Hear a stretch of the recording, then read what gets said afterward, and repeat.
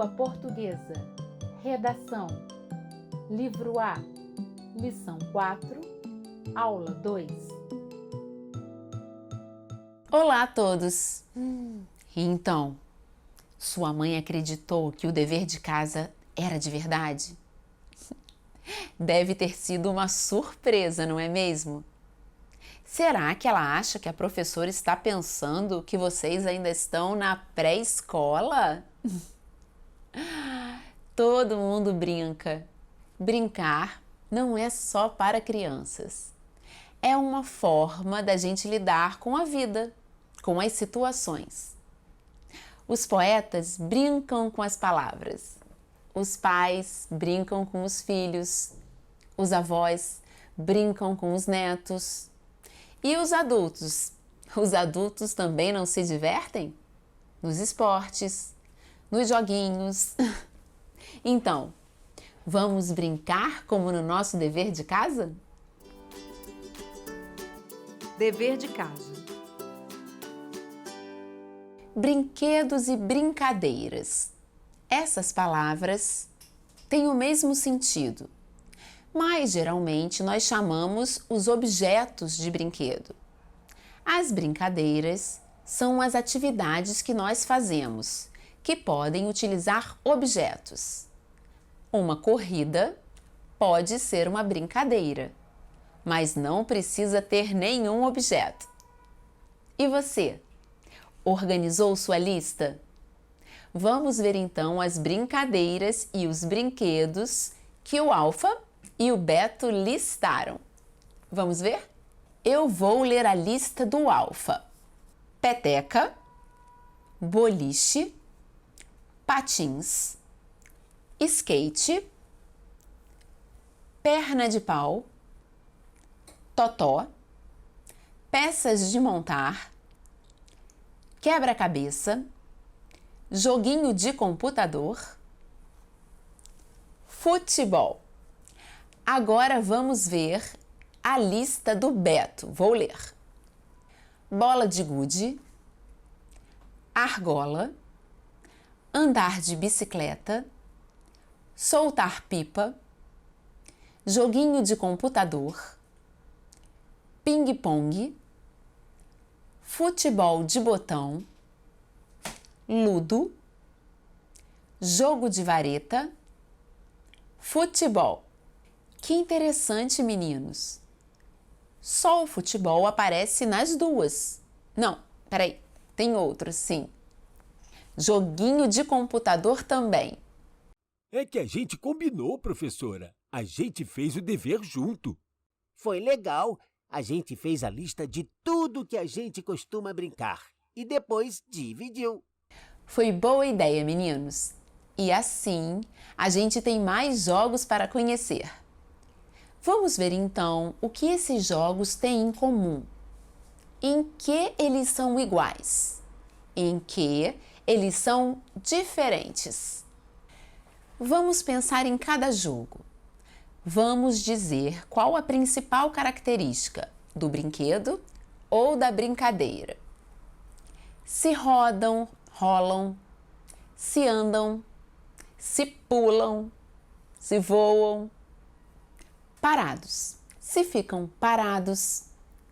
Vocês vão ler o nome do brinquedo ou da brincadeira e vão me dizer qual a principal característica. Nós vamos seguir a ordem da lista. Nós vamos escrever uma letra ao lado de cada um. E aí depois a gente organiza. Vamos ver? Peteca voa, boliche parado, patins rodam, skate rodam, perna de pau anda, totó roda, fica parado, andam. Peça de montar, parado, quebra-cabeça, parado, joguinho de computador, não sei, anda, roda, voa, faz tudo. Futebol é a bola rola. Muito bem, Alfa. Você escolheu um movimento para cada brinquedo. E o totó? É difícil mesmo dizer. porque ele fica preso na vareta, mas a vareta mexe e a bola rola. Vamos deixar como está por enquanto. Agora vamos ver a lista do Beto. Pronto, Beto? Bola de gude, roda. Argola, voa. Andar de bicicleta, roda. Soltar pipa, voa. Joguinho de computador. Vou colocar igual alfa, faz tudo. Ping-pong, roda. Futebol de botão. Eu acho que é anda.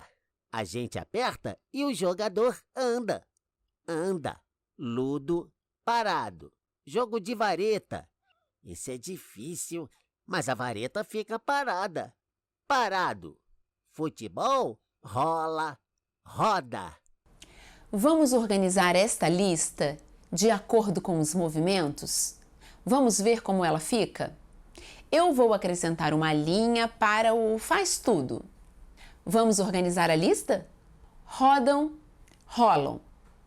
Patins, skate, futebol, bola de gude, bicicleta, ping-pong, andam, perna de pau, futebol de botão, pulam, voam, pipa, ficam parados, boliche, peças de montar, quebra-cabeça, ludo, jogo de vareta, faz tudo, joguinho de computador, não sei, totó. Vejam como ficou o nosso quadro. A maioria das brincadeiras e brinquedos que vocês mais gostam rolam, rodam ou ficam parados. E poucos andam, pulam, voam ou fazem tudo. E se vocês pensarem bem, é mais ou menos assim. Muitas brincadeiras são paradas. Muitas brincadeiras exigem movimentos. As brincadeiras de bola, por exemplo. E as que pulam ou voam, elas são menos comuns, não é mesmo? Vocês se lembram do quadro do Bruegel? Vamos lembrar? Se a gente observar bem, nós vamos ver que a maioria dos movimentos são sempre desse tipo. Ou as crianças estão paradas, brincando, ou estão se movimentando, quase sempre com uma bola ou algum outro objeto que pula ou voa. Redação. Agora nós vamos brincar de outra coisa. Nós vamos brincar de colocar algumas palavras no lugar certo. As palavras que nós vamos usar são mas, e, também. Vai ser assim. Vão aparecer umas frases. Vocês vão escolher a palavra para completar. E depois nós vamos ler a frase inteira. Os patins rolam, espaço, a pipa voa. Os patins rolam e a pipa voa. Os patins rolam e a pipa voa. Agora uma frase para o Beto completar. Os patins, espaço, a bola rolam, espaço, a pipa voa.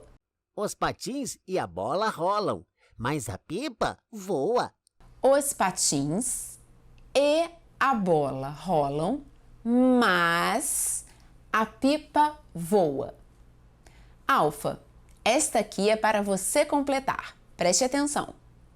O quebra-cabeças, espaço, o boliche ficam parados, espaço. A bola rola. O quebra-cabeças e o boliche ficam parados, mas a bola rola. O quebra-cabeças e o boliche ficam parados, mas a bola rola. Beto, agora uma para você. Patins, espaço. Bicicleta, espaço. rolam. Espaço. Pipa voa. Essa tá difícil. Deixa eu pensar. Ah, já sei. Patins e bicicleta também rolam, mas pipa voa. Boa, Beto. Patins e bicicleta também rolam, mas pipa voa. Mas e também. Essas palavras que nós usamos, elas são chamadas de conjunções. Conjunções. E, mas, também. As conjunções servem para ligar as palavras. Elas ajudam as palavras a formar frases. Elas vão unindo e juntando as palavras. Com elas, a gente não precisa repetir tantas palavras. Vamos ver? Os patins rolam. A bicicleta rola. Os patins e a bicicleta rolam. Com a conjunção, a gente não precisa repetir as palavras. Vejam esse exemplo. Os patins rolam. A bicicleta rola. Os patins rolam e a bicicleta também. Ou podemos ter esse outro tipo, prestem atenção. Os patins rolam. A pipa rola. Os patins rolam, mas a pipa não. Conjunções. Elas servem para juntar, ligar palavras e ideias. E também servem e ajudam a não repetir as mesmas palavras. Por falar em brincadeiras, brinquedos, brincar com as palavras, vocês se lembram do texto do nosso livro? Sobre a piorrinha de tampinha? Lembram-se de como estava escrito o modo de fazer? Vamos ver? Vamos abrir nosso livro na página 42. Vamos lá. Vamos reler a parte de baixo. Vamos ver aqui. 1. Pegue uma tampinha de garrafa e um palito de dente ou de fósforo. 2. Com um prego mais fino que o palito, fure a tampinha bem no centro. 3. Agora passe o palito de dentro para fora, de maneira que ele fique bem apertadinho e com a ponta menor para baixo. 4. Agora é só segurar a parte de cima do palito com os 2 dedos e girar. Vamos reescrever esse texto usando esse formato? Vocês vão me dizer o que é para fazer e eu vou escrever. Olhem na página 42 e vão me dizendo o que é para fazer. Primeiro você pega uma tampinha de garrafa e um palito de dente ou de fósforo. Isso mesmo. Primeiro você pega uma tampinha de garrafa e um palito de dente ou de fósforo. Depois você fura a tampinha bem no centro, com um prego mais fino que o palito. Isso mesmo, Beto. Depois você fura a tampinha bem no centro, com um prego mais fino que o palito. Em seguida, você passa o palito de dentro para fora, de maneira que ele fique bem apertadinho e com a ponta menor para baixo. Isso mesmo.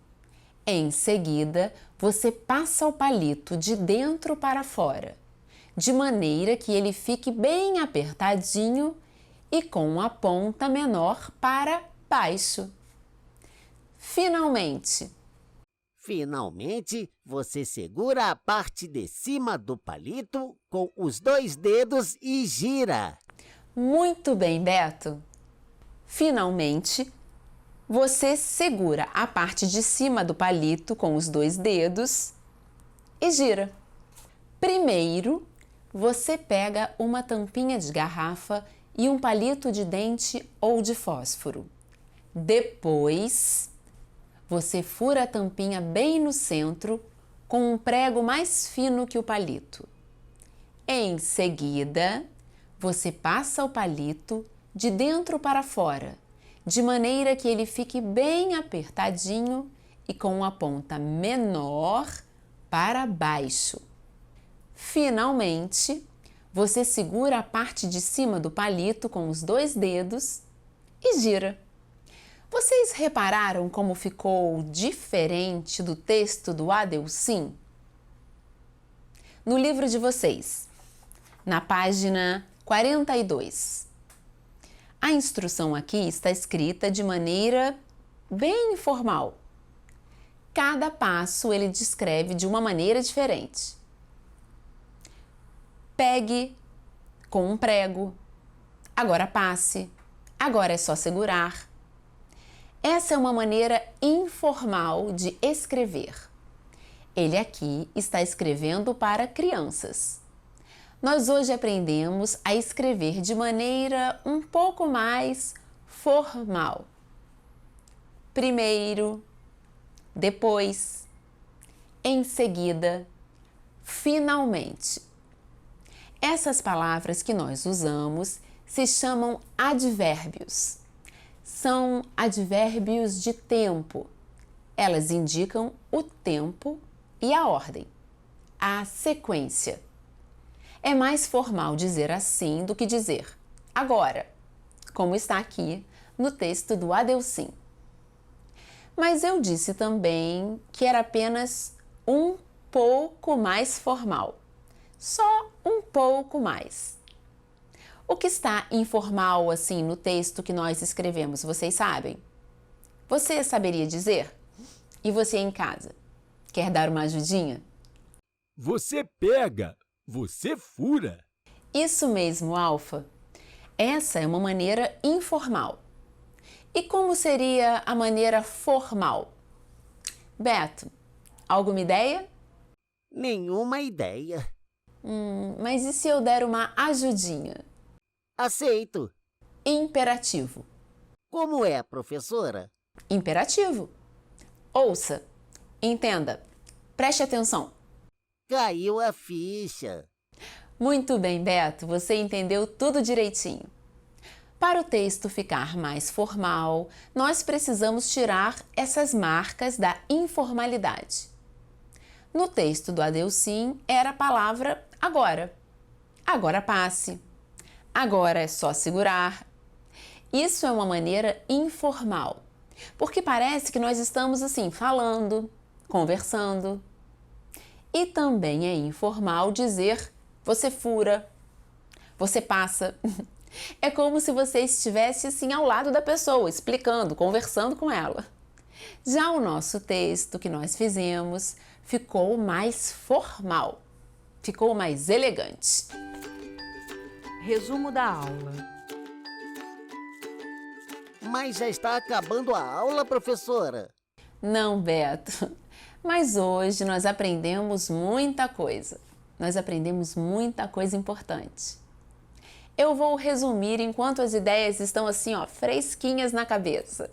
E depois, quem sabe, uma surpresa.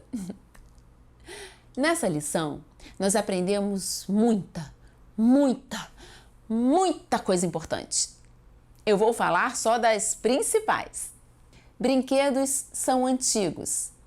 Pintura do Bruegel. Muitas brincadeiras antigas existem até hoje.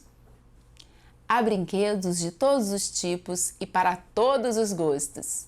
Brinquedos que rodam, que andam, que pulam, que voam, que ficam parados. E isso foi o que aprendemos sobre brinquedos. Nós também aprendemos umas informações importantes sobre o tempo. Imprensa, descobrimento do Brasil, quadro do Bruegel. Nós aprendemos que os livros impressos não existiram sempre. O inventor da máquina de imprimir livros se chama Gutenberg. O primeiro livro a ser impresso foi a Bíblia. E isso aconteceu um pouco antes da descoberta do Brasil, em 1500. Mas naquela época, e muito antes dela, as crianças já brincavam, exatamente como nós brincamos hoje. Mas tem mais! Nós também aprendemos um pouco mais sobre como escrever. Aprendemos a usar as conjunções e, mas, também. Aprendemos a usar os advérbios de tempo. Primeiro, depois, em seguida, finalmente. E por falar em finalmente, aprendemos um pouco mais sobre linguagem formal e informal. Nós aprendemos a transformar um texto informal num texto formal. E tudo isso aprendemos na brincadeira. Tudo por causa de uma brincadeira. E por falar em brincadeira, vamos à nossa surpresa do dia? Hoje nós falamos muito sobre história. Hoje nós vamos ler uma história sobre história dos descobrimentos. Novas terras à vista. Vamos ver? O nosso livro de hoje, Novas Terras à Vista, ele foi escrito por Roberta Tristes e Pedro Krause. E a ilustração é do Marcelo Badari, que nós já conhecemos. Vamos ler? Novas Terras à Vista. Atenção, tripulação! O navio vai partir! Vamos conquistar novas terras. Muitas aventuras esperam por nós. Muitas riquezas também. Todos a bordo! Lila ouviu aquela gritaria e se assustou. Correu em direção aos gritos, abriu a porta do quarto e encontrou seu irmão. Zeca tinha na mão uma espada de papel. Na cabeça, Zeca usava um chapéu de papel também. Lila perguntou se o irmão era um pirata. Zeca ficou muito bravo. Zeca disse que era um navegador. Disse que a irmã precisava sair do quarto para ele puxar a âncora do navio. Lila já conhecia a imaginação do irmão. Zeca gostava de estudar de uma forma diferente. Ele adorava fazer teatro. Zeca montava as suas próprias peças com os assuntos que aprendia na escola. Lila era fã do irmão. Ela era mais velha, mas sempre aprendia com ele. Lila pediu para Zeca contar que história ele iria representar. Zeca disse que não, mas ele gostava da irmã e aceitou explicar. Zeca contou que tinha aprendido sobre as grandes navegações. Ele disse que as grandes navegações foram viagens de navios que duravam muito tempo.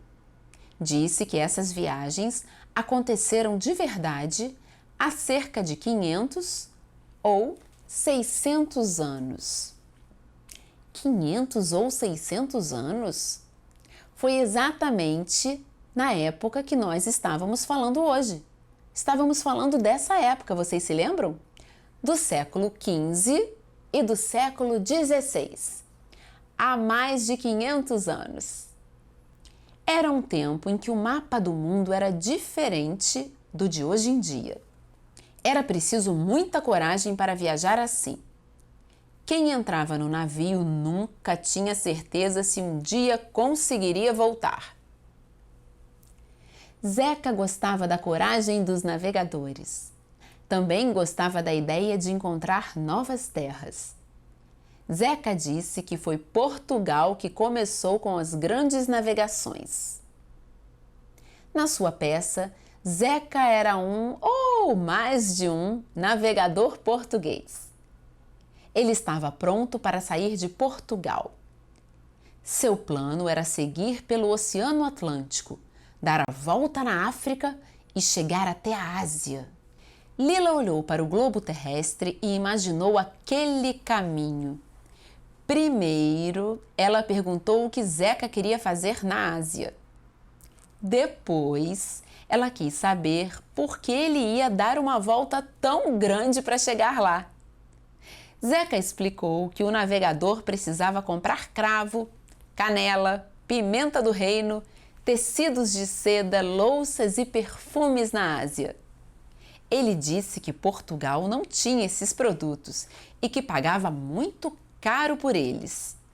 Zeca ia dar aquela volta grande porque os turcos tinham fechado Constantinopla. A cidade de Constantinopla era a entrada da Ásia pelo mar Mediterrâneo. Como ninguém mais podia passar por Constantinopla, os turcos obrigavam todos os países da Europa a comprar os produtos da Ásia com eles. Mas Portugal não queria mais pagar tão caro pelos produtos e decidiu que ia comprar diretamente dos produtores. Queria ganhar mais dinheiro revendendo na Europa.